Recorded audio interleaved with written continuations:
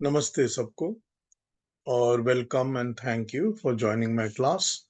अब शुरू करते हैं अपना सेशन आज का। एक मंत्र पढ़ देता हूँ। गीता पर ही एक श्लोक जो हमने सेकंड चैप्टर में पढ़ा था उसी को मैं रिपीट करके इसमें पढ़ रहा हूँ, तो उसी को हम आगे बढ़ाते हैं। गीता सेकंड चैप्टर का 229 का सेकंड चैप्टर का 29th श्लोक है ये। आश्चर्यवत पश्यति कश्चित् देनः आश्चर्यवत वदति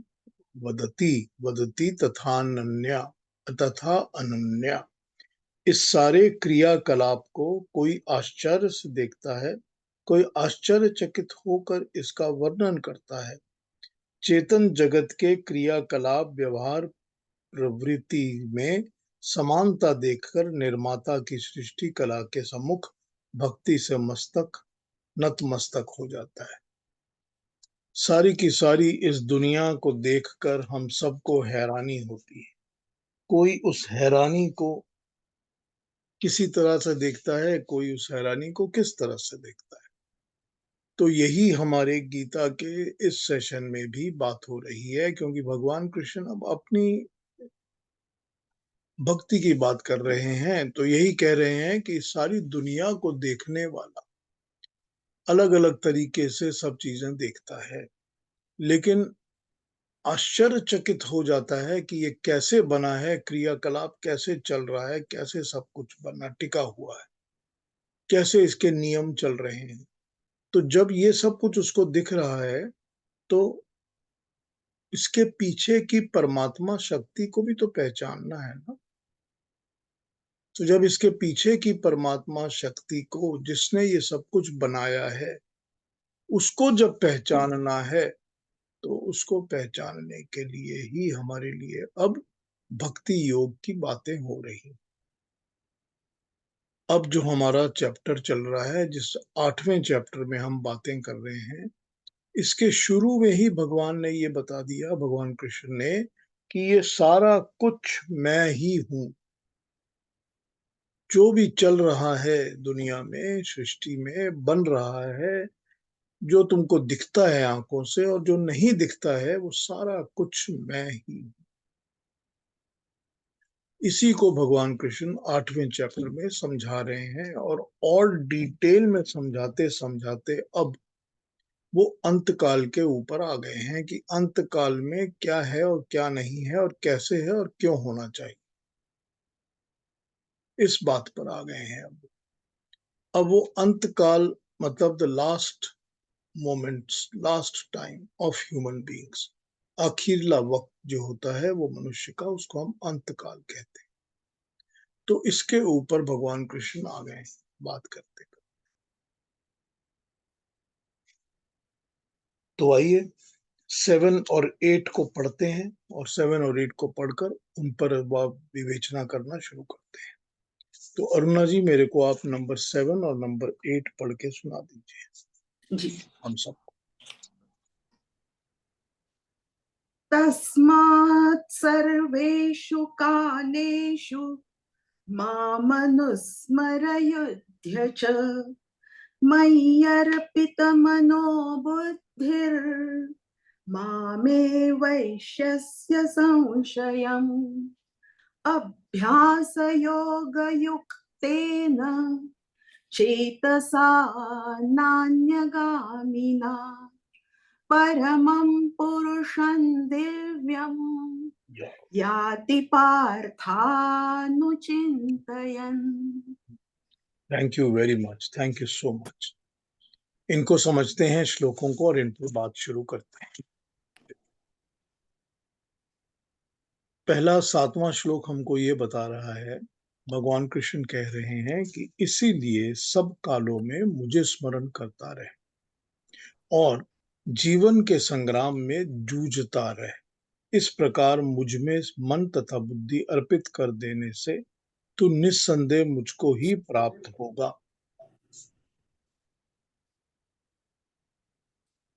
अर्पित मनोबुद्धि, मन और बुद्धि को अर्पित कर दे। ठीक, और मेरा अनुस्मरण, मेरा ही मन में हमेशा ध्यान कर। इससे क्या होगा कि इससे निस्संदेह तो मुझको प्राप्त होगा। जिंदगी में जो भी तेरे संग्राम चल रहे हैं, झगड़े चल रहे हैं, के थ्रू तू निकलता रहे, पर मुझे ही याद करता रहे। 8वें में वो कह रहे हैं, हे पार्थ, जो व्यक्ति अभ्यास योग से चित्त को एकाग्र कर उसे कहीं दूसरी जगह भागने नहीं देता, वो निरंतर चिंतन करने से दिव्य परम पुरुष को पा जाता है। ये उन्होंने कहा 8वें श्लोक में। अभ्यास योग युक्तेन, जो व्यक्ति अभ्यास योग से चित्त को एकाग्र करके कहीं दूसरी जगह जाने नहीं देता, नान्य गामिना, किसी दूसरी जगह अन्य गामिना नहीं जाने देता, परमम पुरुषम, परम पुरुष के दिव्य की प्राति याति पाकर पार्थ हे अर्जुन अनुचिंतयन, निरंतर चिंतन करता हुआ। अब ये तो इनके दोनों श्लोक हैं, इनकी एक एक ट्रांसलेशन पढ़ता हूं, फिर इसकी एक्सप्लेनेशंस पर आता हूं कि क्या कहा जा रहा है।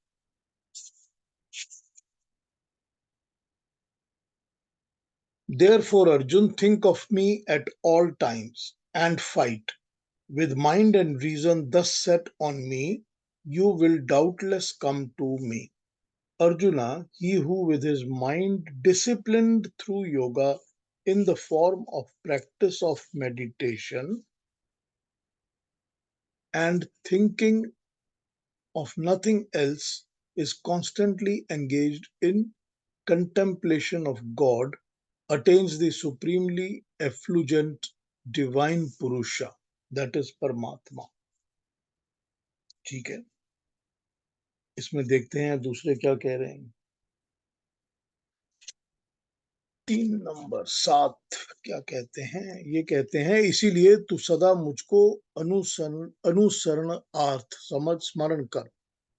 अनुसरणार्थ, फॉलो करता हुआ, अनुसरण करना, किसी को फॉलो करना, उस मतलब से अनुसरणार्थ मतलब उस मतलब से स्मरण कर, मुझे याद कर। और जिस प्रकार मैं धर्म का पालन करता हुआ सदा युद्ध करता हुआ आया हूं, तू भी इसी तरह से युद्ध कर।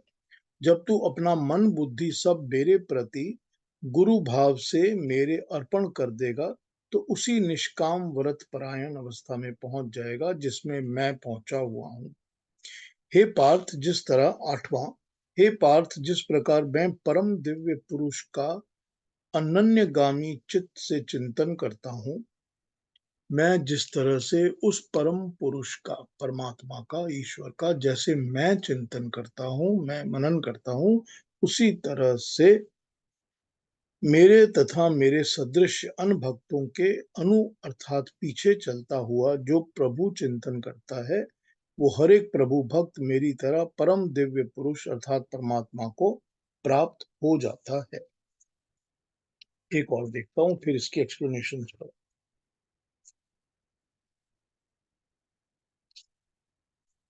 इसीलिए हे अर्जुन, युद्ध करते समय सदा मेरा परमात्मा का स्मरण करता रहे। जब तू अपना मन और बुद्धि मुझ परमात्मा में अर्पण कर देगा, तो मेरे ही स्वरूप को प्राप्त होएगा, इसमें कोई संशय नहीं है। हे अर्जुन, योगाभ्यास से युक्त होकर अन्य किसी मार्ग पर न जाने वाले चित्त को निरंतर चिंतन करता हुआ परम दिव्य पुरुष परमात्मा को प्राप्त होता है। अब इनकी एक्सप्लेनेशंस को पढ़ता हूं कि ये क्या समझा रहे हैं। सिंपल सिंपल बातें हैं, मगर बता क्या रहे हैं उसको देखते हैं, आइए। अंतकाल में जो भगवान का स्मरण करता है, वो भगवान को पा जाता है। 5वें श्लोक के इस कथन में कोई कह सकता है कि मरते समय भगवान का स्मरण कर लेंगे और सारी उम्र उसको ध्यान में क्या लगाने की जरूरत है, कि सारी जिंदगी भगवान का नाम लेने की कोई जरूरत ही नहीं है, क्योंकि लास्ट टाइम में ही उसका नाम ले लेंगे। इस शंका को गीताकार ने स्वयं उठाकर उसका स्वयं उत्तर दे दिया है। मनुष्य जब चाहे जिस भावना को मन में ला सकता है, उसको अपने लिए यूज कर सकता है, लेकिन क्या ये हर समय संभव होता है? क्योंकि होता तो ये है कि मन जो है वो उसी तरफ भटकता है जिस तरफ उसको अभ्यास हो जाता है। उसके मन में वही कुछ आता रहता है जो उसके मन में अभ्यास होता है। अंत काल में भी वही भावना सामने आती है जिसका जीवन में सदा अभ्यास करता रहता है, जिससे ये सारे जीवन में वो रंगा रहता है। तद भाव भावितः, उस भावना से ही सदा भावित रहता है। इसलिए श्री कृष्ण ने अर्जुन को उपदेश दिया कि तू सब कालों में भगवान का स्मरण कर, इसका अभ्यास कर। अभ्यास योग युक्तेन चेतसा, अभ्यास के द्वारा जुड़कर, युक्त होकर, चेतन को, चित्त को मुझ में लगा। ऐसा न समझ कि मृत्यु के समय जब चाहेगा भगवान का ध्यान कर लेगा। अंतकाल की एक व्याख्या श्री सातवलेकर जी भी करते हैं। उनका कहना है कि जीवन के अंत में हर क्षण, जीवन में अंत तो हर क्षण हो रहा है। एवरी मोमेंट अंत हो रहा है। कैसे हो रहा है? वो ऐसे हो रहा है कि पहला क्षण जब जाता है, बीत जाता है, तो उसका अंत हो चुका है। अब दूसरा क्षण आएगा, जैसे ही दूसरा क्षण बीतेगा उसका भी तो अंत हो गया। इस प्रकार एवरी मोमेंट, एवरी मिनट, इस प्रकार क्षण का अंत होता है। दिन का भी अंत होता है, अवस्था का भी अंत होता है, और देह का भी अंत होता है। तो गीता का कहना है कि प्रत्येक प्रकार के अंत में जो भगवान का स्मरण करता है वह भगवान को ही प्राप्त होता है। इस प्रकार हर तरह के अंत में भगवान का स्मरण करेगा तो उसे भगवान के स्मरण का अभ्यास हो जाएगा। इसी को गीता ने अभ्यास योग युक्तेन चेतसा कहा है। वो श्लोक, जो प्रत्येक श्लोक ये कहता है कि जो प्रत्येक क्षण में जीवन का अंत समझकर नहीं चलता, उसे क्या पता कि किस क्षण उसके जीवन का अंत हो जाएगा। जीवन का अंत कोई ऐलान करके तो आता नहीं है, बैठे बिठाए लोग चले जाते हैं। इस कारण यही उचित है कि हम जीवन के हर क्षण को जीवन का अंत समझकर भगवान का स्मरण करें। ऐसा करने से मृत्यु के समय ब्रह्म ही हमारे ध्यान में होगा और साधक ब्रह्म में लीन हो जाएगा। बहुत सिंपल है एक्सप्लेनेशन, कोई बहुत मुश्किल चीज नहीं है। एक और इसकी वो पढ़ लेता हूँ एक्सप्लेनेशन, और उसके बाद इस पर चर्चा करता हूँ, ठीक है? श्री कृष्ण का कहना है कि परमात्मा के स्वरूप को ही प्राप्त हो जाओगे। इसका अर्थ कुछ भाविका भाष्यकार ये करते हैं कि जीवात्मा परमात्मा हो जाता है, परंतु एश एध्यसी, एध्यसी का या एष्यसी, एष्यसी का अर्थ है परमात्मा जैसा लगने लगना। एष्यसी वर्ड यूज हुआ है यहाँ पर उसके श्लोक में, तो वहां उसका ये मतलब नहीं है कि तुम परमात्मा हो जाओगे, उसका मतलब है उसके जैसा लगोगे। यही अर्थ ठीक होना चाहिए। जीवात्मा परमात्मा नहीं हो सकता। यदि ऐसा होता तो यह भी मानना पड़ेगा कि जीवात्मा बनने से पहले वो परमात्मा ही था। तब ये भी बताना होगा कि परमात्मा का वह अंश जो जीवात्मा हो गया और अज्ञानी बन गया, वो ऐसा क्यों हो गया? क्यों परमात्मा का एक अंग सुख दुख भोगता है और दूसरा सुख दुख नहीं भोगता? इस प्रकार ये कहा जा सकता है कि सुख दुख तो चित्त, बुद्धि और मन को होता है। जीवात्मा निर्मल बीच में बैठा रहता है, अर्थात उसे सुख दुख कुछ नहीं होता। तो फिर वह जीवात्मा को, मन क्यों बुद्धि को परमात्मा को अर्पण करे? वह तो निर्मल सुख दुख से परे ही होना चाहिए। ये सब सोचकर ही जीवात्मा परमात्मा हो जैसा होता है। इस प्रकार एक बंद गली में पहुंच जाने से अच्छा है कि इसका प्रॉपर अर्थ समझकर उसको ही समझकर माना जाए। हमारा मत ये है कि जीवात्मा ऊपर कही अवस्था में परमात्मा जैसा हो लग सकता है, तभी एशियसी शब्द का प्रयोग किया गया है। योग युक्तेन का अभिप्राय है कि जो लोग योगाभ्यास करने वाले हैं, ये माना जाता है कि योगाभ्यास करने से और जो इस मार्ग को छोड़कर किसी दूसरे मार्ग पर नहीं जाते, वे परमात्मा को पा जाते हैं। परमात्मा को पा जाने का अर्थ है उसके स्वरूप को पा जाना। उसका स्वरूप कैसा है, इसका वर्णन आगे के श्लोकों में किया गया है। प्रश्न उस उपस्थित होता है कि क्या उस पूर्ण स्वरूप को जीवात्मा प्राप्त कर लेता है? पूर्ण स्वरूप को जीवात्मा कभी प्राप्त नहीं करता, क्योंकि ब्रह्म सूत्र ने कहा है कि विशेष गुणों से युक्त हो जाता है और परमात्मा के समीप हो जाता है। ब्रह्म सूत्र के 4, 3, 8 और 9 में यह कहा गया है। ये भी कहा गया है ब्रह्म सूत्र के 4, 4, 17 में कि जगत रचना और प्रलय कर सकने के अतिरिक्त परमात्मा के बहुत सारे अन्य गुणों को वो पा सकता है। प्रत्यक्ष देखने में यह सीमा है। यदि कहीं कहीं नहीं हो तो अधिकार वाले मंडल में रहने के कारण ये सीमा तो रहती है। छांदोग्य उपनिषद में भी मुक्त आत्मा के अधिकार की सीमा का वर्णन किया गया है कि वह सीमा में तो रहता ही है। अब इसको समझते हैं कि ये क्यों क्या बातें कर रहे हैं। ये 2 श्लोकों में हमने देखा कि वो अर्जुन को कह रहे हैं भगवान कृष्ण कि जीवन के हर क्षण में तू मुझको स्मरण कर,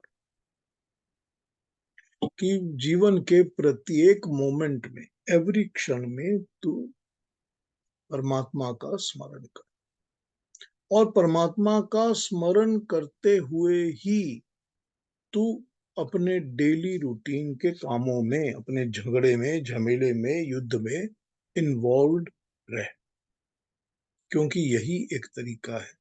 फिर वो अगले श्लोक में ये समझा देते हैं कि जो मुझ में रमन करते हैं, जो मुझे ही स्मरण करते हैं, जो मुझ में ही रमते हैं, वो मुझे पा जाते हैं। अब यहाँ पर बहुत सारी बातें समझने की हैं। वो ये हैं कि एक तो उन्होंने ये क्लैरिफाई कर दिया यहाँ पर कि कौन सा मोमेंट किसकी लाइफ में डेथ का मोमेंट है, अंतकाल का मोमेंट है या लास्ट मोमेंट है, ये नहीं पता। तो जब ये किसी को नहीं पता कि मेरी मौत कब लिखी है, तो ये सोचना कि मैं तो मृत्यु के समय ही परमात्मा को याद करूंगा, उसके पहले कोई जरूरत नहीं। मैंने आप लोगों को अपने लाइफ का पर्सनल एक्सपीरियंस बताया हुआ है, जो मैंने कोर्ट द्वार में देखा था, वन ऑन वन। तो अगर किसी को नहीं पता तो मैं दोबारा रिपीट कर सकता हूँ। लेकिन होता यह है कि जब भगवान ये बता रहे हैं कि हर पल क्षरण का, तो इसका वो इंडिकेशन बड़ी क्लियरली दे रहे हैं कि तुझको नहीं पता कि तेरा कौन सा पल तेरा लास्ट मोमेंट होगा।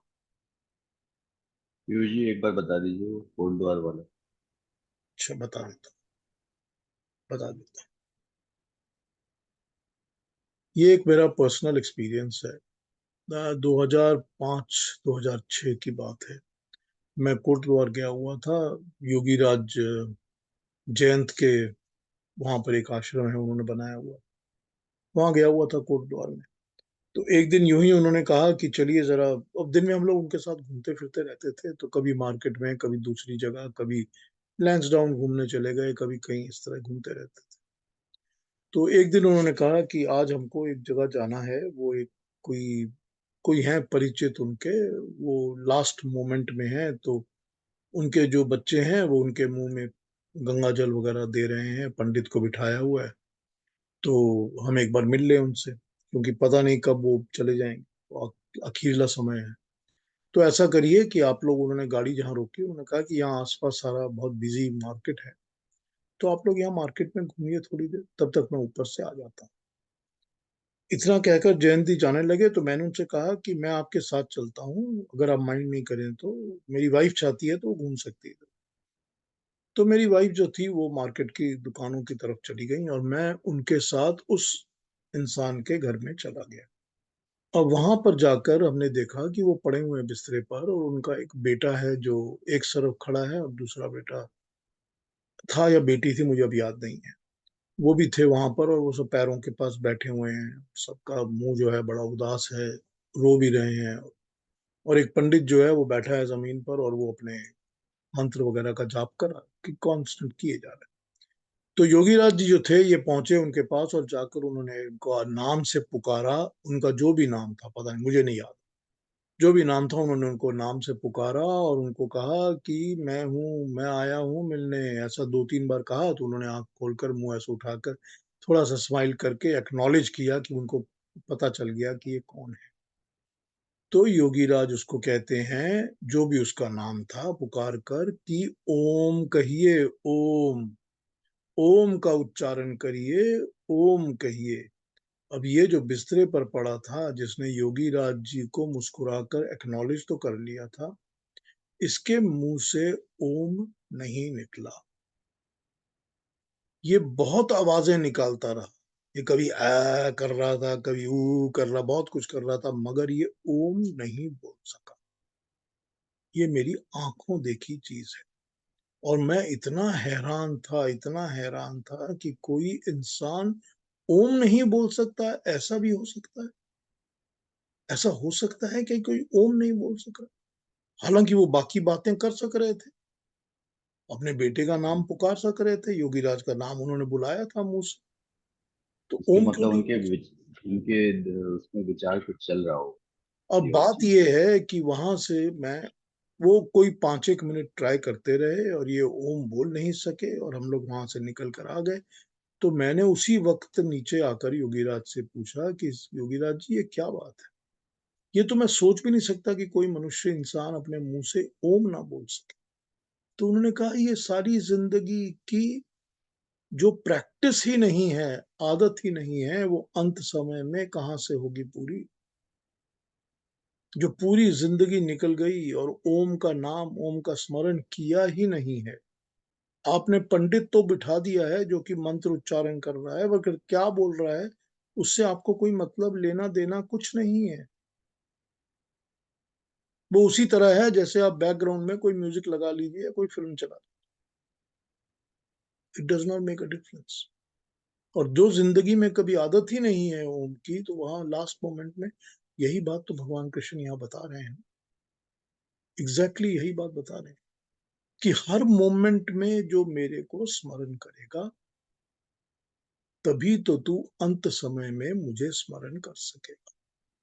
जब तुझको स्मरण करने की आदत ही नहीं रहेगी, you will not have the practice और हैबिट, तो तू लास्ट मोमेंट में तू ये सोच रहा है कि मेरा दिमाग इस तरह से ठीक बैठ जाएगा और मैं ओम का स्मरण या परमात्मा का नाम ले सकूंगा, ये होने वाला नहीं है। बहुत ही फ्लैट और स्ट्रेट तरीके से भगवान कृष्ण ने ये बात समझा दी है। मेरे अपने मेरे अपने जान पहचान में ऐसे बहुत सारे लोग हैं जिनसे मैं जब भी कहता हूं कि मैं गीता का सेशन कर रहा हूं, क्लास कर रहा हूं, ज्वाइन करिए, अरे नहीं, अभी तो हमारी बहुत उम्र पड़ी है, वो हम 20 साल बाद सोचेंगे, हम 10 साल बाद सोचेंगे। जो मेरे से उम्र में बड़े हैं, वो भी कहते हैं कि अभी तो मेरे को बहुत बिजी हूं ना, अभी जी तो सही मेरा कह रहे थे। अभी तो मेरा पोता हुआ है ना, तो मुझे तो पोते का ध्यान रखना है ना, बहू नहीं जा सकती ना काम पे अभी, मुझे वो काम करना है ना, अभी बहुत बिजी हूं ना। और उसके ऊपर से देखिए, मेरे ये भी हो गया, ये कजन का भी ऐसा, सारी चीजों में इंसान बहुत बिजी है, बहुत बिजी है, उसके पास सिर्फ परमात्मा का नाम लेने का टाइम नहीं है। और ये जो हम सोचते हैं, हम सब सोचते हैं कि सुबह उठ के 5 मिनट के लिए परमात्मा को टीका लगा दिया, बिंदी लगा दी, थोड़ी सी घंटी खड़का दी, एक अगरबत्ती जला दी, 2 फूल रख दिए, तो मेरा काम हो गया। इससे कुछ होने वाला, कुछ नहीं होने वाला इससे, जब तक कि ये चीज की एक आदत नहीं अपनी जिंदगी में पड़ती कि हर पल, हर मोमेंट ईश्वर का नाम लेना है, तभी वो ईश्वर का नाम हमारे अंदर बैठेगा। तभी हमारे मन में ये धारणा ये बैठेगी बात कि हम ईश्वर को स्मरण करें। और उसके स्मरण की आदत होगी तो अंत समय में भी उसी का स्मरण होगा। वरना अंत समय में जिस तरह से जिस तरह से शरीर शिथिल हो जाता है, सारी की सारी बॉडी में से स्ट्रेंथ जो है वो जाने लग जाती है, इंसान वीक हो जाता है, बिस्तर पे पड़ा रहता है, उसके हाथ पांव उस तरह काम नहीं करते, उसी तरह से मानसिक शक्तियां भी शिथिल हो जाती हैं। उसी तरह से दिमाग मन भी उतना काम नहीं करता।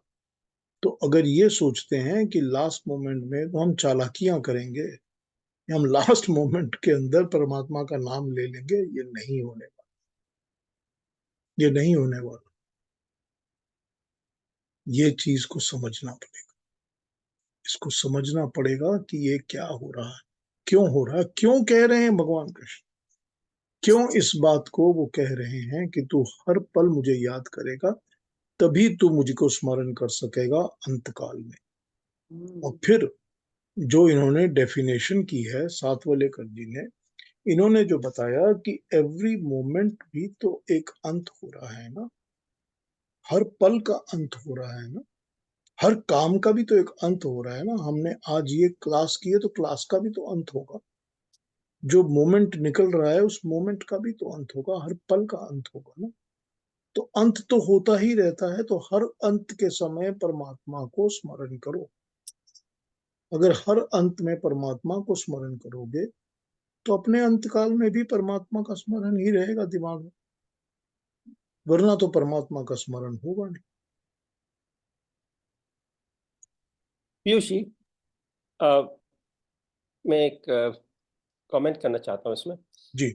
आपने जो एग्जाम्पल बताया है अपने जीवन का, तो उसी को लेकर मैं इस काफ़ी सोचता हूँ कि हर एक के जीवन में अ, उनको दो चीज़ों की डिफरेंस निकालनी है, क्या इम्पोर्टेंट है और क्या अर्जेंट है।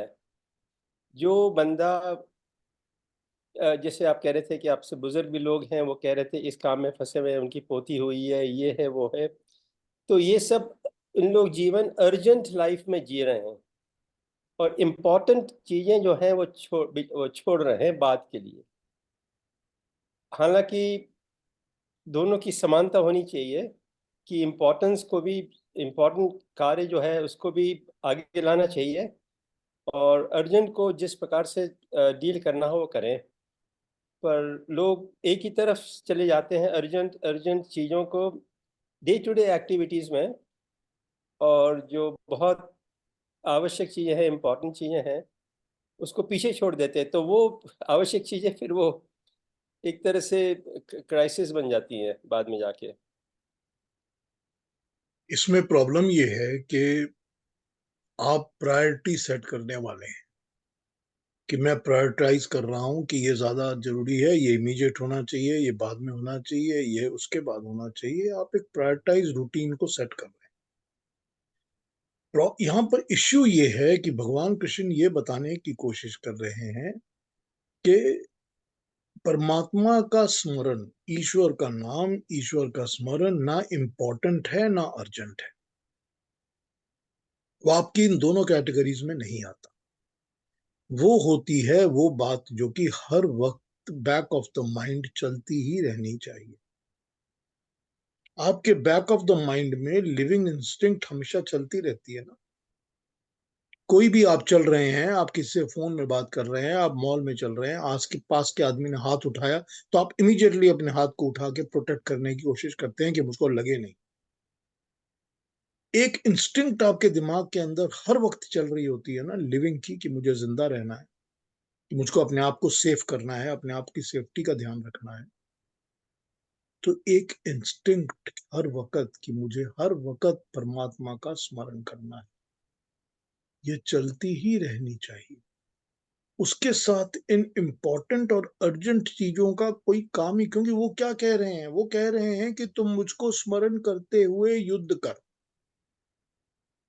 अब तुझको इम्पोर्टेंट और अर्जेंट है युद्ध करना या नहीं है, वो तो बात उन्होंने छेड़ी नहीं। वो तो कह रहे हैं कि तू अपने जीवन में जो भी काम कर रहा है उस काम को कर।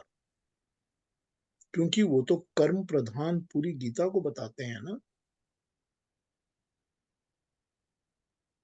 तो क्या कह रहे हैं, जो तुझको करना है वो तू अपने डेली रूटीन के कामों को कर, लेकिन तू हर वक्त उसके साथ साथ मुझको स्मरण कर, मेरा याद कर, मेरा नाम याद कर, मुझे याद रख।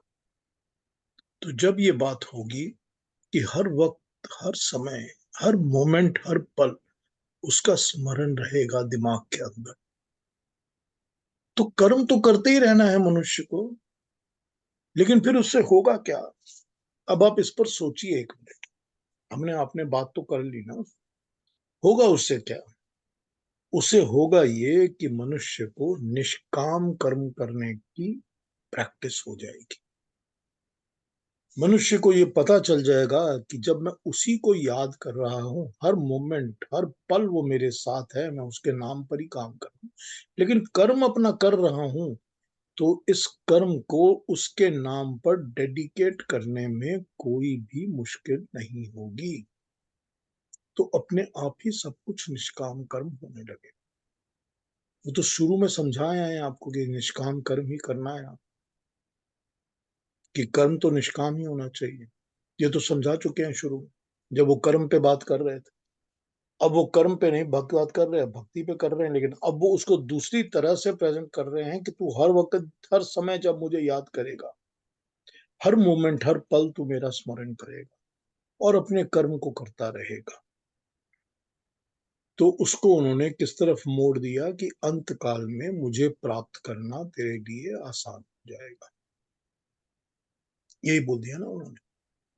लेकिन वो फिर उसमें दूसरी बात ही हो जाती है कि अंत काल में मुझको प्राप्त करने वाली बात कहां से आ गई?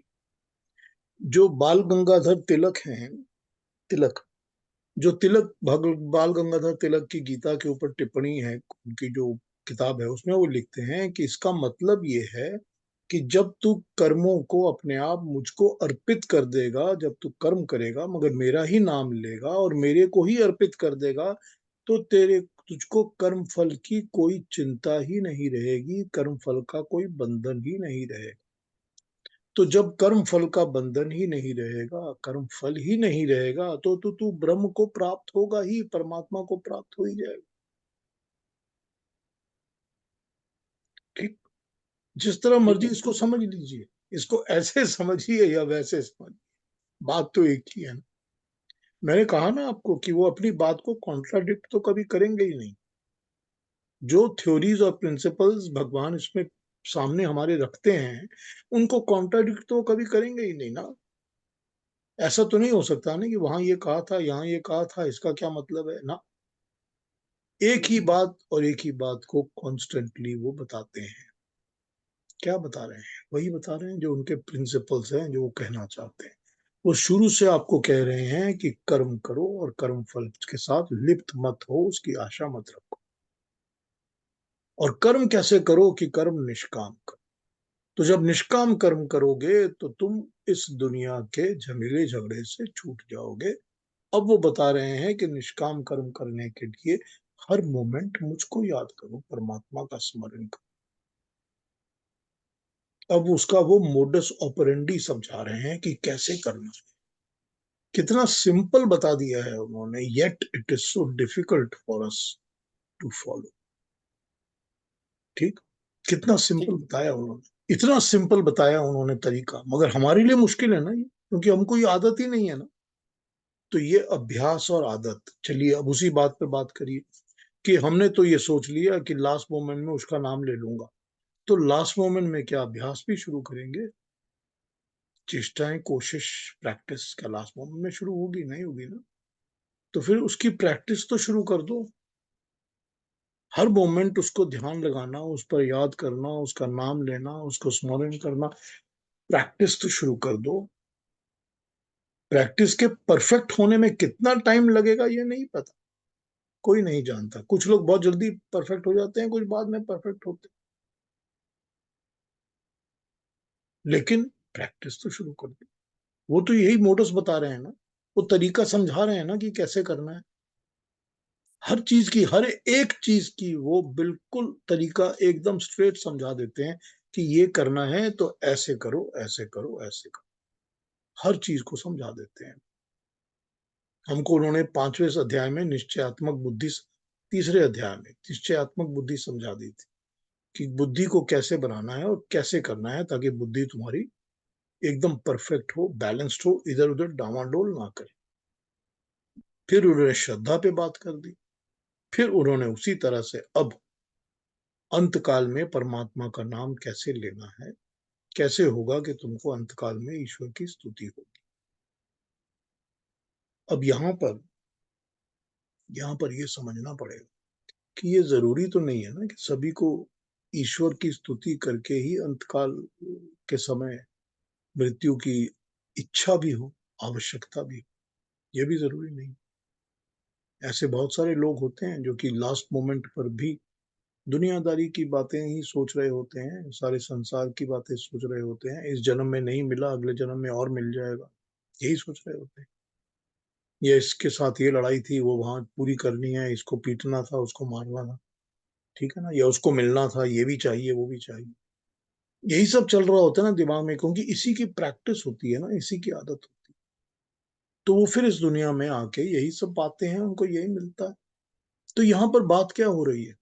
यहाँ बात इस चीज की हो रही है कि अगर मनुष्य को ब्रह्म की, परमात्मा की प्राप्ति की इच्छा है, अगर मनुष्य को इस जीवन मरण के झंझट और झमेले से छूटना है, बस उसी की बात हो रही है। नहीं छूटना है तो कोई बात नहीं, लगे रहो, लगे रहो, क्योंकि आत्माएं ही तो है ना जो इस सृष्टि में आके, इस दुनिया में आके जन्म लेंगी। ये सारी की सारी आत्माएं हैं जो कभी कीड़े बनती हैं, कभी छोटे छोटे इंसेक्ट के रूप में जन्म लेती हैं, कभी कोई बड़े सांप और बिच्छू के रूप में, कभी कोई शेर और गधे और घोड़े के रूप में, कभी कोई पंछी के रूप में। ये सब तो आत्माएं हैं। और फिर ये भी तो आत्माएं हैं जो कि घर खराब खराब सब जगहों पे जन्म लेती हैं, जहां पर खाने को नहीं मिलता, जहां पर प्रॉब्लम्स रहती हैं, बमबारी चलती रहती है, लड़ाइयां चलती रहती हैं। वहां उनकी जिंदगी का कोई सिक्योरिटी नहीं होती, पहनने को कपड़े नहीं मिलते। ये भी आत्माएं हैं ना सर। सभी तो आत्माएं हैं जो जन्म ले रही हैं। कितनी आत्माएं ऐसी हैं जो कि मुक्ति की बात सोचती हैं कि हमको इस जन्म मरण के बंधन से छूटना है। अगर सोचती हैं तो भगवान कृष्ण उनके लिए एक सिंपल रेसिपी सामने रख देते हैं कि तू ऐसा कर। यही तो, क्यों क्यों हमको गीता का ज्ञान चाहिए? हमको क्यों चाहिए? हमको परमात्मा का ज्ञान चाहिए क्यों? पहले तो इसको डिफाइन करके अपना पर्पस समझना चाहिए कि क्या मैं 10 लोगों के बीच में ये बताना चाहता हूँ कि देखो मैं गीता का क्लास करके आया हूँ, तो उसका तो फायदा कुछ नहीं है ना। जब तक कि ये हमारा ज्ञान हमारे ही लिए, हमारे ही काम नहीं आएगा, तब तक इसका फायदा हमको तो कुछ नहीं है ना। सुन लिया, बहुत अच्छा किया, पढ़ लिया, बहुत अच्छा किया, लेकिन अप्लाई किया कि नहीं जिंदगी में, यही तो इम्पोर्टेंट है। तो बड़े सिंपल चीज समझा रहे हैं वो समझा रहे हैं कि एवरी, इसके पहले वो ये बता चुके हैं कि हर चीज में मैं हूँ। ये बता चुके हैं ना कि हर एक चीज में मैं हूँ, कि सूरज का जो तेज जो है, ताप जो है, उसमें मैं हूँ। चंद्रमा की जो ठंडक है, जो चांद के गुण है, उसमें मैं हूँ। हवा में जो गति है वो मैं हूँ। अग्नि में जो अग्नि है वो मैं हूँ। समझा चुके हैं ना। हर पुरुष में पौरुष जो है वो मैं हूँ। फूल में गंध मैं हूँ। सब कुछ तो समझा चुके हैं। ये भी बता चुके हैं कि अधिभूत और अधिदैव और अधियज्ञ सब मैं। उसके बाद ही तो ये बता रहे हैं कि जब सब कुछ मैं हूं तो मुझको स्मरण कर, हर चीज, हर जगह में, हर पल में मुझको स्मरण पर कर। मैं भी तो, पल भी तो मैं बना रहा हूं ना। ये वह टाइम और काल और सब कुछ भी तो परमात्मा ने क्रिएट किया हुआ है। तो इसमें उसको स्मरण करने में हमारे को प्रॉब्लम कहाँ? यही वो बता रहे हैं। इसी के द्वारा वो इस पॉइंट पर आके सामने खड़े हो जाते हैं कि ये प्रैक्टिकल है, इसको समझो, इसको समझो और इसको फॉलो करो, तो ये होगा कि अंत समय में परमात्मा की प्राप्ति होगी। ये उन्होंने यहाँ पर समझाया है। हाँ जी, कोई पूछना है आपको, किसी ने कुछ कहना है इसके बारे में?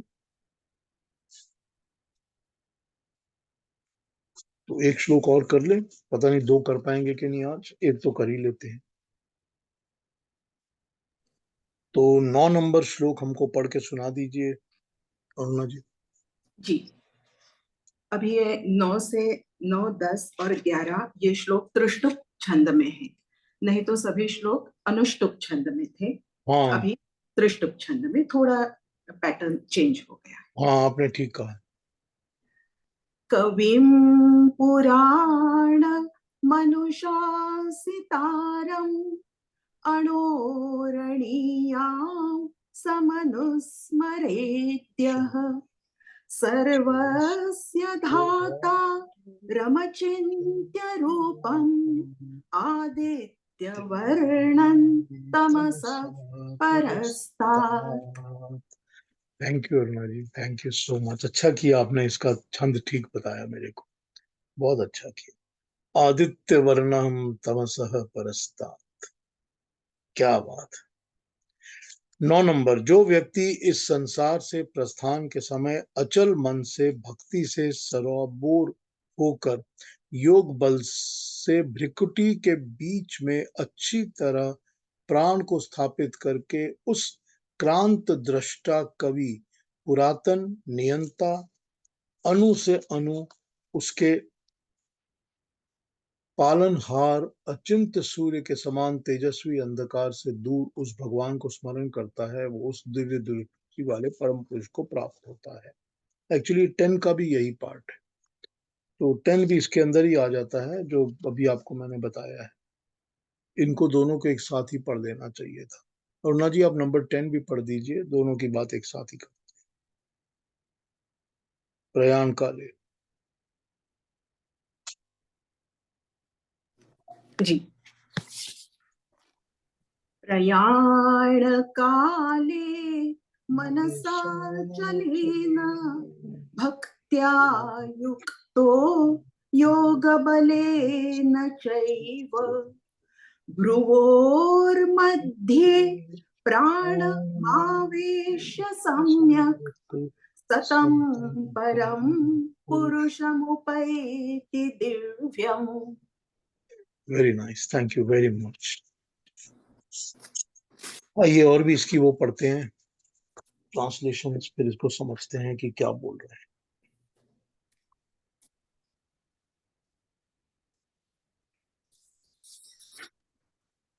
He who contemplates on the all-knowing, ageless being, the ruler of all, subtler than the subtle, the universal sustainers, possessing a form beyond human conception, effulgent like the sun and far beyond the darkness of ignorance, having by the power of yoga firmly held the life breath in the space between the two eyebrows, even at the time of death, and then contemplating on God with a steadfast mind, full of devotion, he reaches verily that supreme divine Purusha. क्या fantastic description और explanation है। और भी एक दो पढ़ता हूँ, फिर इस पे बात करते हैं।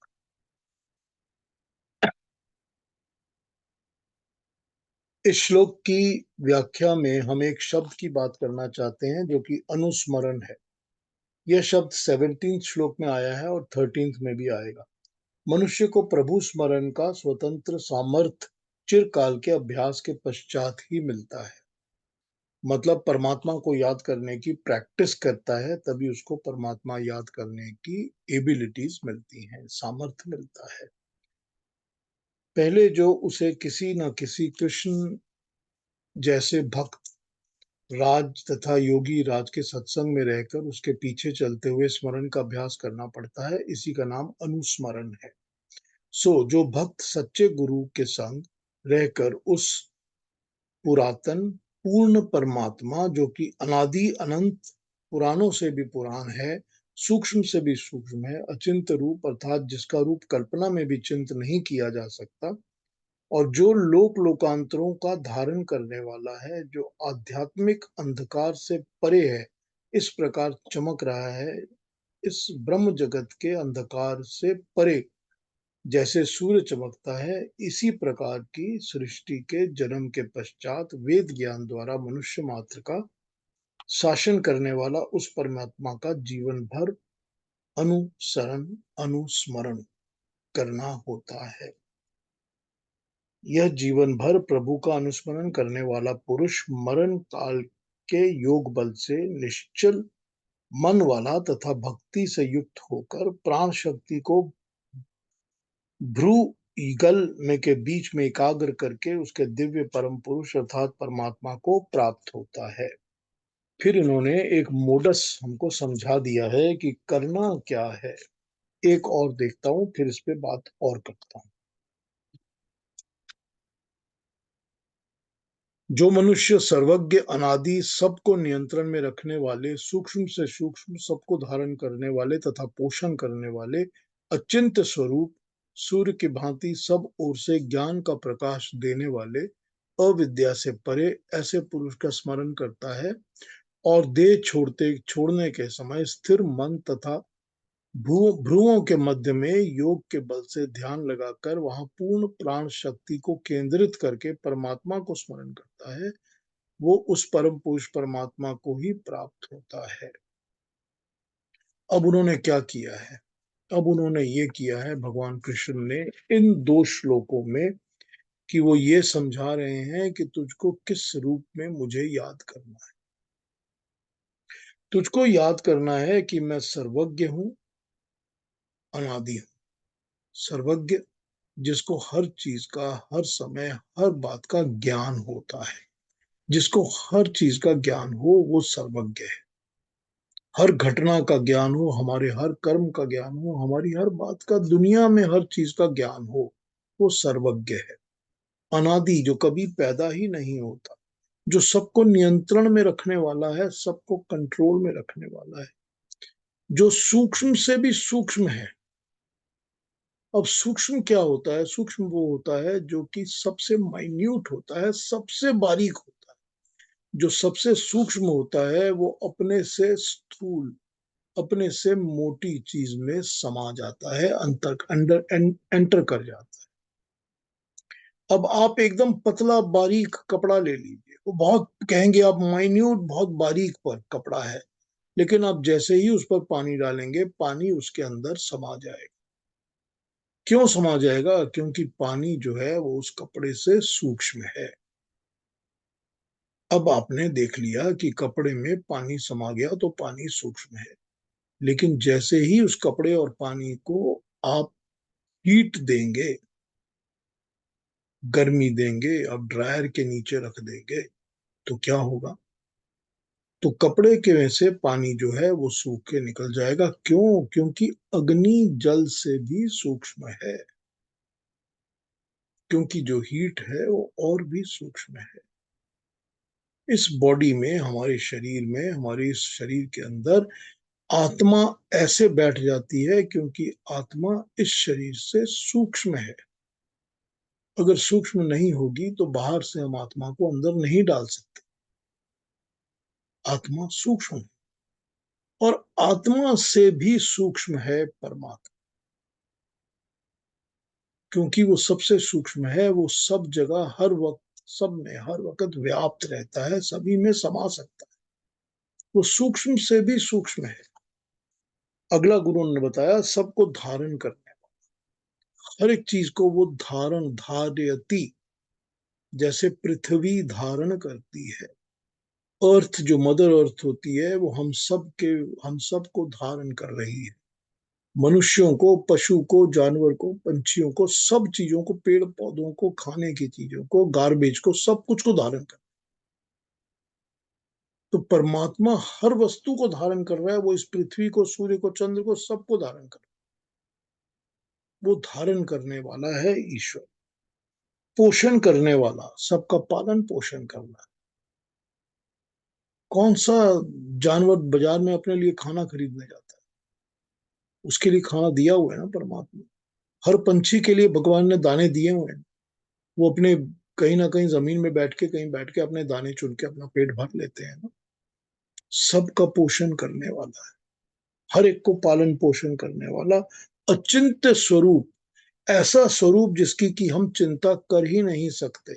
इसका मतलब फॉर्मलेस, जिसका कोई फॉर्म नहीं है, जिसकी चिंता करने लायक कोई स्वरूप फॉर्म नहीं है, हम जिसकी चिंता कर ही नहीं सकते, लेकिन हम उसके गुणों की चिंता कर रहे हैं। तो यहाँ पर जितनी भी चीजें गिराई गई हैं वो गुणों की बातें हैं, वो गुण है उसके, परमात्मा की क्वालिटीज है। फिर बताया है सूर्य के भांति सब ओर से ज्ञान का प्रकाश देने। जैसे सूरज जब चमकता है तो हर तरफ प्रकाश दे देता है, रोशनी दे देता है, उसी तरह से वो ज्ञान दे रहा है। सबको ज्ञान तो वही दे रहा है ना, हमको आपको सबको वही ज्ञान दे रहा है ना। तो ज्ञान देने वाला वही परमात्मा है, अविद्या से परे, जो अविद्या से परे है, अविद्यमान चीजों से परे है। ऐसी चीजें जो परमानेंट नहीं होती, जो हमेशा विद्यमान नहीं रहती, ऐसी चीजों से और ऐसी चीजों के नॉलेज से वो परे है। ऐसे परमात्मा का स्मरण कर। अब इस श्लोक में 1 2 3 4 5 6 करके 7 जितने भी उन्होंने क्वालिटीज परमात्मा की बताई हैं, वो इसीलिए बताई हैं कि तू चल, बाकी चीजें छोड़ दे, इन्हीं को पकड़ के तू स्मरण कर। अगर इन 5 7 चीजों को पकड़कर हम स्मरण शुरू करते हैं तो हमारी उसी में प्रैक्टिस परफेक्शन हो जाती है, हम उसी में अपना काम पूरा कर लेंगे, क्योंकि वही तो कर रहे हैं ना, वो भगवान। वो तो हमारे काम को आसान करने के लिए ही तो हमको ये सारे टिप्स दे रहे हैं ना, गाइडलाइंस दे रहे हैं ना हमारे को, कि तुझको अंत समय में मुझे स्मरण करना है, या सारी जिंदगी में, हर काल में, हर समय में मुझे स्मरण करना है। तो कैसे करना है? तो मेरे इस स्वरूप का स्मरण कर। और फिर वो ये क्या बताते हैं कि जो इस तरह से स्मरण करता है, फिर वो अपनी शक्ति से, योग शक्ति से, अपने प्राणों को, अपने कंसंट्रेशन को यहाँ पर दो भावों के बीच में, जहां हम बिंदी और टीका लगाते हैं, इन दो भ्रमों के बीच में वो आकर उनको एकाग्र कर लेता है, अपने चिंतन को। और उसको एकाग्र करके जब वो अपने पूर्ण प्राण शक्ति को वहां केंद्रित करके प्राण को छोड़ता है या परमात्मा का स्मरण करता है, तो वो परमात्मा से मिल जाता है, मुझे पा लेता है। और फिर वही बात, ये चीज की प्रैक्टिस कहाँ से हो? अब ये मेडिटेटिव प्रैक्टिस तो योग में ही है ना। तो जो योग करेंगे उनको ये पता होगा कि हम किस तरह से आज्ञा चक्र के ऊपर लाकर अपने पूरी कंसंट्रेशन को, मेडिटेशन को वहां रख सकते हैं। ये जब आप करेंगे ना योग, जब योग प्रैक्टिसेस करेंगे, आप प्रॉपर तरीके से करेंगे और मेडिटेशन की साधना की प्रैक्टिस करेंगे, तो पता चलेगा कि ऐसे कैसे हो सकता। अब मृत्यु शैया पे पड़ा हुआ इंसान अगर डेथ बेड पे पड़ा है और वो अखीरले मोमेंट्स पे लेटा हुआ है, तो कहेंगे कि वो तो उठ के बैठ के अब मेडिटेशन में बैठ नहीं सकता। लेकिन लेटा हुआ मनुष्य भी अपनी प्राण शक्ति को कंसंट्रेट करके भवों के बीच में लाकर रख सकता है। ये मुश्किल काम नहीं है। फिर वही बात, प्रैक्टिस मेक्स अ मैन। इसकी प्रैक्टिस करनी होगी, ये भी प्रैक्टिस करोगे तभी जाके बैठेगी बात कि ये क्या हो गया।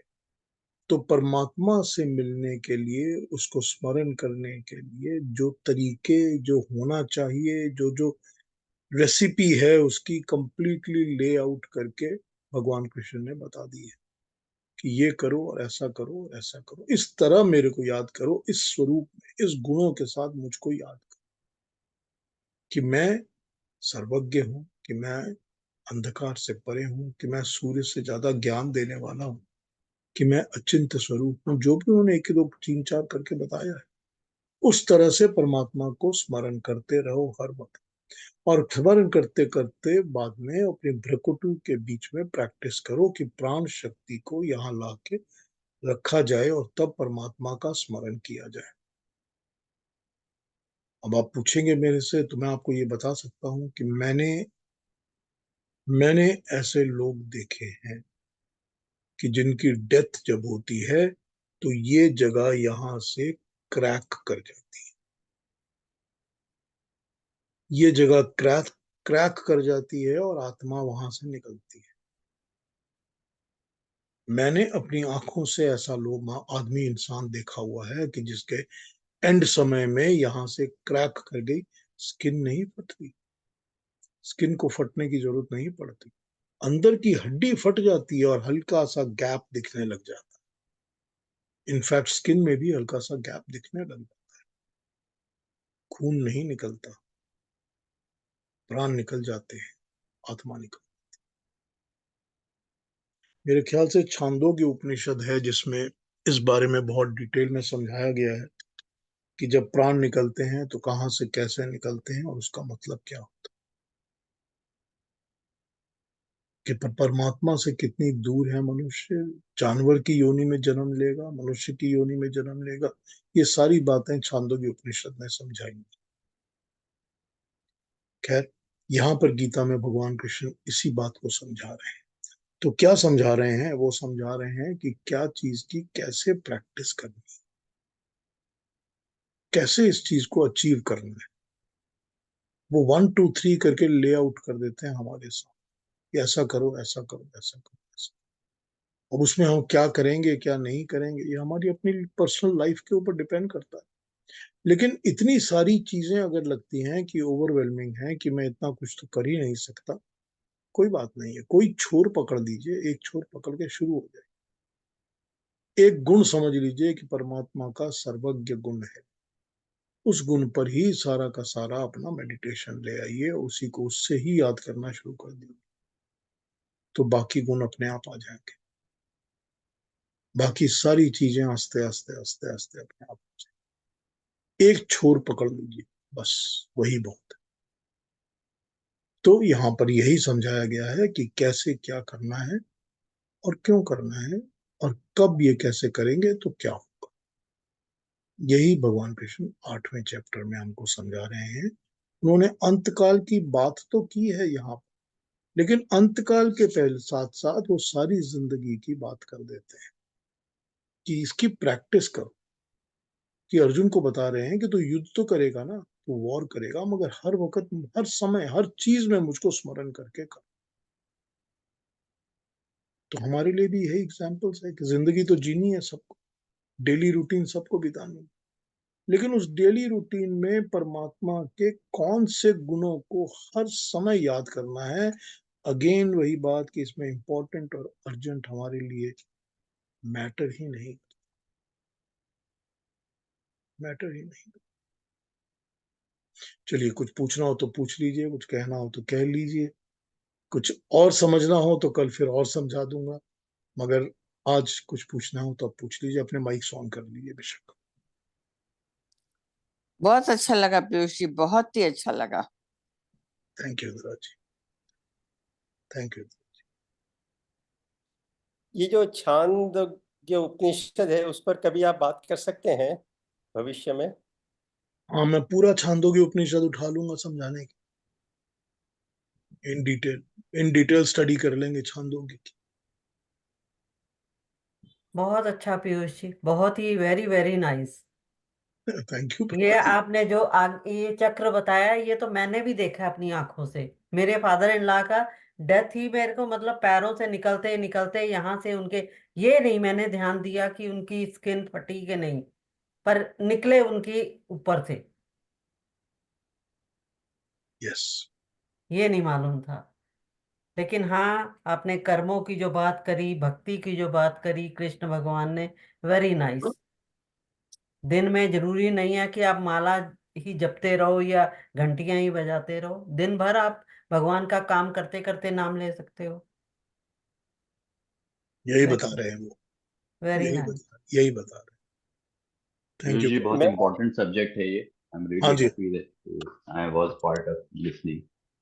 हम कह रहे हैं बहुत ही इंपॉर्टेंट सब्जेक्ट है जो आप बता रहे हैं, वो मैं भी पिछले 10 साल से अब लखनऊ में, हमारे बड़े भाई भी हैं, चाचा लोग हैं, सब वृद्ध हुए हैं, कुछ लोग अब चले भी गए हैं। उनसे मैं यही कह के थक गया कि गीता भी मैंने उनको एक गिफ्ट करी, मगर वो बोले नहीं, अब जब टाइम, अभी तो बहुत जल्दी है, अभी तो बहुत वो है, तब जब सुकून मिलेगा, बुढ़ापे में आएगा तब करेंगे। तो हमने कहा आप यू टर्न नहीं मार पाओगे उस समय, जब आपकी आंखें और मन सब इंद्रियां जवाब देने लगेंगी। तो ये सच्चाई है ना, अब बिल्कुल पीयूष जी यही। यही है कि जो भगवान का स्मरण हर कार्य में करने का अभ्यास है, उसको इंटीग्रेट करने की बस एक बात है सबसे इम्पोर्टेंट। बिल्कुल उसको हो इंटीग्रेट सकता करेंगे है, तभी काम चले। हाँ, हो हो सकता सकता है, है। हो सकता हो सकता हो तो थोड़ा ट्राई करने सब से कुछ आदत सकता है। सी पड़ जाती है। यस यस यस, बिल्कुल बिल्कुल बिल्कुल। उसके लिए काफी अभ्यास, और मतलब वही सत्संग संकीर्तन हर समय उसी उसी माहौल में रहें तो हो सकता है। वो कभी ऐसी बात करते ही नहीं है जो कि प्रैक्टिकल ना हो। भगवान तो ऐसी, कृष्ण ऐसी कोई बात करते ही नहीं जो प्रैक्टिकल ना हो। वो तो बिल्कुल स्ट्रेट फॉरवर्ड बता देते हैं मोडस की, ये करो ये करो ये करो। तो एक चीज नहीं होती बिल्कुल तो कम से कम किसी एक कोने को पकड़ो और उससे स्टार्ट करो, प्रैक्टिस करना शुरू करो, तो अपने आप अचीव हो जाएगी। हम्म। करना पड़ेगा, हाँ, करने की प्रैक्टिस करनी पड़ेगी, मेहनत नहीं पीयूष जी, आपने सही बात है, प्रैक्टिस करने की आदत बहुत अच्छी डाल दी है। ये नहीं है सही में, मेरे को तो बहुत अच्छी पता नहीं भगवान ने इसीलिए आपके साथ में कराया कि गीता का ज्ञान लेना था। हाँ ठीक है, मेरे ये लिए भी भी कोई अच्छा है। जरिए होते हैं पीयूष, हर चीज के लिए। वो जरिया पीयूष आप बन गए। पीयूष जी निमित्त कारण बन गए। बिल्कुल बिल्कुल, बहुत ही अच्छा। मतलब मैंने गीता फर्स्ट टाइम मैं गीता सुन रही हूँ। भक्ति करते थे, वो सब बातें सही हैं, लेकिन इन रियल सेंस जो मैं कह सकती हूँ कि वो गीता का अभी मैंने शुरू किया है। अच्छा है, बहुत अच्छी बात है, थैंक यू उसमें वेरी मच। अच्छा लगता है, बहुत अच्छा लगता है। बहुत अच्छा लगता है। मन की शांति ना, मन में एक तरह की सुकून सा लगता है। अंतकाल तो जाने कब किसका आएगा, लेकिन हाँ, अंतकाल से पहले कुछ कर्म सुधार लें अपने। वो पीयूष जी निमित्त बन गए हैं, हम सब एक दूसरे के बन गए हैं। बिल्कुल ठीक बात है, आप सब निमित्त बन गए हो मेरे लिए। बिल्कुल। बिल्कुल। हाँ मैंने जी, और ये कोई? भी हाँ मैंने जी। ये भी सुना है किसी संत से, काफी समय हो गया, कि जीवन भर में जो भी कर्म लोग करते हैं उसके हिसाब से भी शरीर की किस अंग से आत्मा निकलती है वो भी निर्भर करता है। तो जैसे यहाँ पर आपने उदाहरण दिया, ये तो बहुत उच्च कर्म गिने जाते हैं, पर कईयों की आत्मा अन्य जगह से भी निकलती है उनके कर्मों के आधार पे। तो ये भी मैंने सुना है। उसी का वर्णन है छांदोग्य में, हम्म। उसका वर्णन है। कई दैट बात वुड बी करूंगा, वेरी इंटरेस्टिंग कभी टू करूंगा उस पर बात, पूरा छांदोग्य उपनिषद ले लूंगा, उस पर बात करेंगे, हाँ जी बिल्कुल। करूंगा जरूर बात। धन्यवाद। हाँ जी, और कोई कुछ कहेंगे? कोई और कमेंट, कोई और क्वेश्चंस, कोई कल के लिए कैरी ऑन करने की बात? ये तो और जितना लंबा कैरी ऑन आप करते जाएंगे होता जाएगा, ये तो पीयूष जी। ये तो भगवान कृष्ण करेंगे ना, कल बात और जो बिल्कुल, भी करेंगे, मैं तो बार उस पर बार ही बात करेंगे, करूंगा। उतना अभ्यास और होगा। हाँ ठीक है, ठीक है। Carry on eternally. बिल्कुल। अरुणा जी कुछ कहेंगी? ये बहुत ही अच्छा लगा। सभी ने जो कहा वही मेरा भी कहना है कि अभ्यास की जरूरत है, लेकिन अभ्यास करने के लिए आपने जो डायरेक्शन दी, यानी भगवत गीता तो है, हम भी पढ़ते थे, लेकिन जिस तरह से आपने वो एक्सप्लेन कर रहे हैं, उससे हमें जो डायरेक्शन मिल रही है ना, क्या बताऊं आपको, बहुत बहुत अच्छा लगता है। जिस प्यार से, जिस आत्मीयता से आप समझाते हैं, उससे बहुत अच्छा लगता है। तो बहुत बहुत धन्यवाद। अ, बहुत ही अच्छा है। Thank you Aruna ji, thank you very much, thank you so much. और आप जो पढ़ती हैं तो बड़ा मजा आता है सुनने में। बिल्कुल जी जी। ये बात बिल्कुल, तो है, एकदम ये तो एकदम। एकदम साफ स्पष्ट और बहुत तरीके से, बहुत पूरी अच्छा और पढ़ा। श्रद्धा से। सुर भी कंठीला सुर है, हाँ सुर है। बिल्कुल बिल्कुल, बहुत ही अच्छा। बिल्कुल। और बड़ी मधुरता से। बहुत सुंदर। तो ठीक है, कल मिलें सेम जी। टाइम। जी चलिए कल मिलते हैं सेम टाइम, और शनिवार कल आता है बातें तो बहुत अच्छा लगता है, कभी रविवार भी है। करेंगे। Thank you, thank you.